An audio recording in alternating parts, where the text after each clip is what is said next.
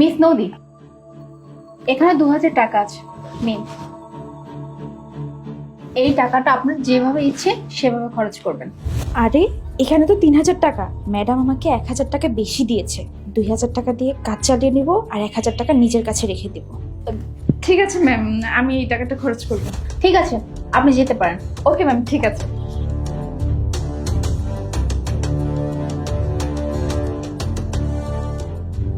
Mister আপন, এখানে 2000 টাকা আছে, নিন। এই টাকাটা আপনি যেভাবে ইচ্ছে সেভাবে খরচ করবেন, মানে আপনার যা কিছু কিনতে ইচ্ছে করবেন এই টাকা দিয়ে কিনতে পারবেন। ম্যাডাম আমাকে 1000 টাকা ভুল করে বেশি দিয়েছে। যাক, 2000 টাকা কাজ চালাবো আর 1000 টাকা নিজের জন্য রেখে দেবো। ঠিক আছে ম্যাডাম, আমি টাকাটা খরচ করে আসতেছি।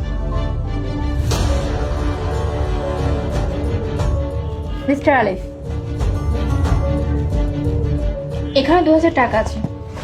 এই টাকাটা আপনিও যেভাবে ইচ্ছে সেভাবে খরচ করবেন।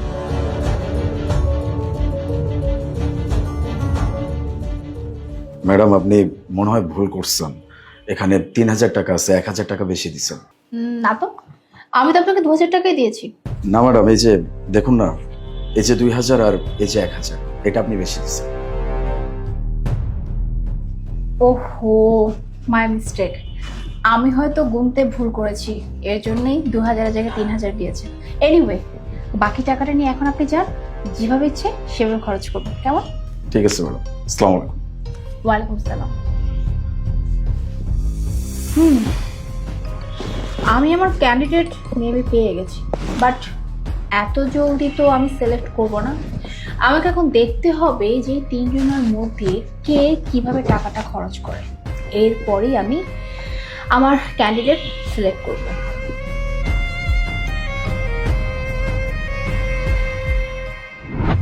আমার মনে হয় আমি যে টাকা আপনাদেরকে দিয়েছি সেই টাকা আপনারা খরচ করেছেন, আর আমি যে ক্যান্ডিডেট খুঁজছিলাম তাকে আমি পেয়ে গেছি। কিন্তু তার আগে আমাকে জানতে হবে আপনারা এই 3 জন টাকাটা কে কিভাবে কোথায় খরচ করেছেন। প্রথমে আপনি মিস নদী, বলেন তো আপনাকে যে আমি টাকাটা দিয়েছি সেই টাকাটা আপনি কিভাবে এবং কোথায় খরচ করেছেন?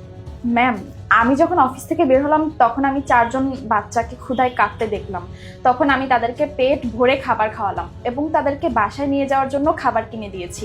এইভাবে আমি আমার টাকাটা খরচ করেছি ম্যাম। ওয়েল, ভেরি গুড, আপনি তো বেশ ভালো কাজ করেছেন। এনিওয়ে, মিস্টার আপন, আপনি বলুন তো আপনি টাকাটা কিভাবে এবং কোথায় খরচ করেছেন? ম্যাডাম, আপনি যখন আমাকে টাকাটা দিয়েছেন আমি তখনই ভেবে নিছি যে এই টাকা দিয়ে আমি ভালো কিছু করব। আর আমি অনেকদিন ধরে আমার বাবা মাকে কিছু দিতে পারি না, তাই টাকাটা দিয়ে বাবার জন্য একটা পাঞ্জাবি, মায়ের জন্য একটা শাড়ি কিনেছি। মিস্টার আপন, আপনি তো অনেক ভালো একজন সন্তান, মানে আপনি আপনার মা বাবার জন্য এতটা চিন্তা করেন।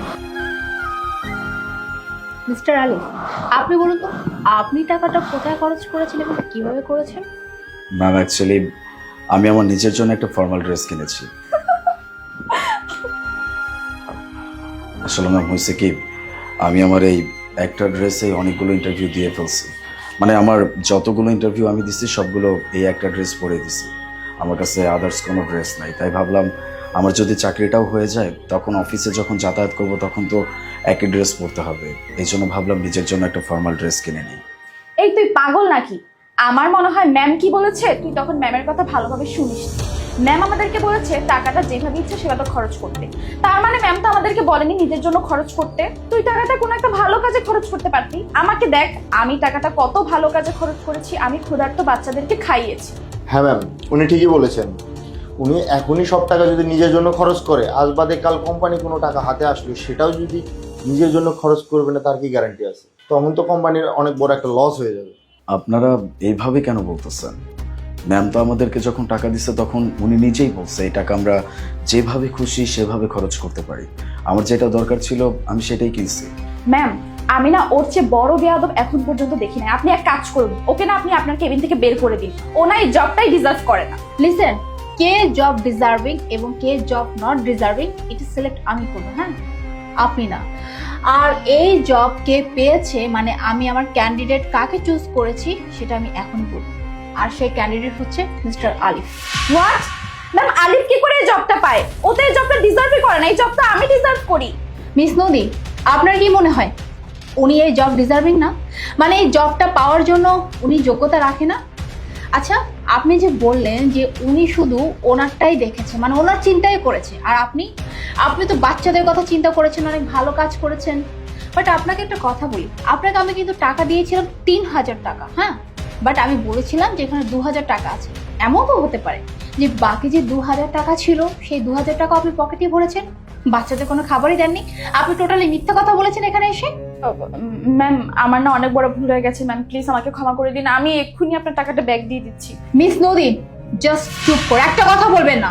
আর মিস্টার আপন, আপনি কি লজ্জা করলো না নিজের মা বাবাকে নিয়ে এত বড় একটা মিথ্যা কথা বলতে? হ্যাঁ, আমি আপনাকেও না 1,000 টাকা এক্সট্রা দিয়েছিলাম, ওখানে 2,000 টাকা পড়েছিল, আর 3,000 টাকা ছিল, কিন্তু আপনি এটা জানা সত্ত্বেও যে ওখানে 1,000 টাকা বেশি ছিল, আপনি কোনো কিছু না বলে এখান থেকে চলে গেলেন, আর পুরো টাকাটাই পকেটে ভরে এখানে এসে বললেন আমি আমার মা বাবার জন্য কেনাকাটা করেছি। ছি মিস্টার আলিফ, যিনি আপনাদের পাশে দাঁড়িয়ে আছে, আমি কিন্তু ওনাকেও বেশি টাকাই দিয়েছিলাম, আর উনি কিন্তু সেই কাজটাই করেছে, কারণ ওনার দরকার ছিল কিছু কেনাকাটা করার, উনি করেছে।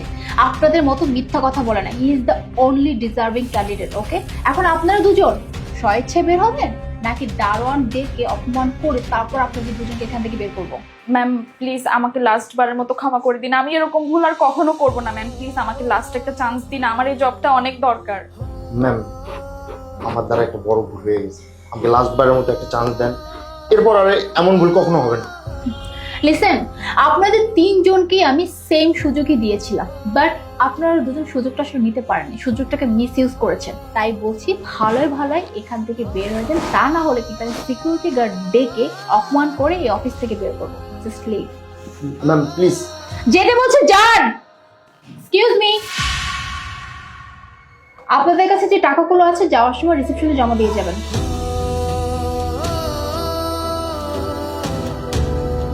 মিস্টার আলিফ, কংগ্রাচুলেশনস, আপনি আগামীকালকে থেকে অফিস জয়েন করবেন, কেমন? Yes ma'am, thank you so much. আমাকে এই চাকরিটা দেওয়ার জন্য আপনাকে অনেক ধন্যবাদ। ওয়েলকাম।